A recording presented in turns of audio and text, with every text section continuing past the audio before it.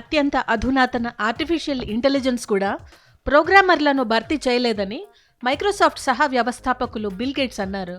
ఇంకా 100 ఏళ్లైనా ఇది జరగని పని అని కుండబద్దలు కొట్టేశారు.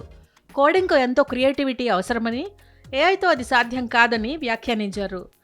డీబగ్గింగ్ వంటి విషయాలకు ఏఐ సహాయం చేయగలదని అన్నారు. కానీ ప్రోగ్రామింగ్లో నిజమైన సవాల్ క్లిష్ట సమస్యను క్రియేటివిటీతో పరిష్కరించడం, అది మెషిన్స్ చేయలేవని చెప్పారు. కోడ్ రాయడం అంటే కేవలం టైప్ చేయడం కాదు, ఎంతో లోతుగా ఆలోచించడం అని గేట్స్ అన్నారు.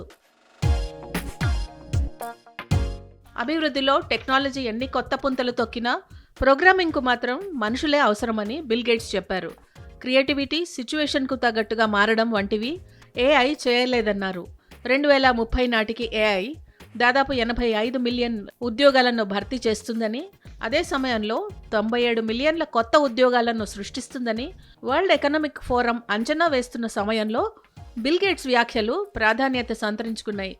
ఏఐ ప్రమాదాల గురించి భయపడుతున్నట్లు బిల్ గేట్స్ చెప్పారు.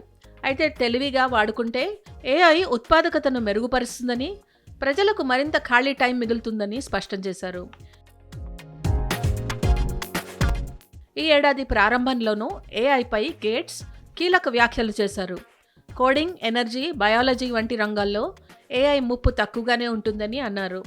ఈ రంగాల్లో శాస్త్రీయ ఆలోచన, ఆవిష్కరణలు, వ్యూహాత్మక నిర్ణయం తీసుకోవడం వంటివి ఉంటాయని, ఏఐకి ఇవి సాధ్యం కావని అన్నారు. వైద్య పురోగతికి శాస్త్రవేత్తలే కీలకంగా ఉంటారని చెప్పారు. ఇంధన రంగంలో ఏఐ సామర్థ్యాన్ని మెరుగుపరుస్తుంది, కానీ ప్రణాళిక, సంక్షోభ నిర్వహణ, దీర్ఘకాలిక వ్యూహానికి మానవ నైపుణ్యం అవసరమని ఆయన చెప్పారు. ఏఐ మనిషి మేధస్సును భర్తీ చేయలేదని, ఈ విషయంలో మనుషులే ముందంజలో ఉంటారని గేట్స్ స్పష్టం చేశారు.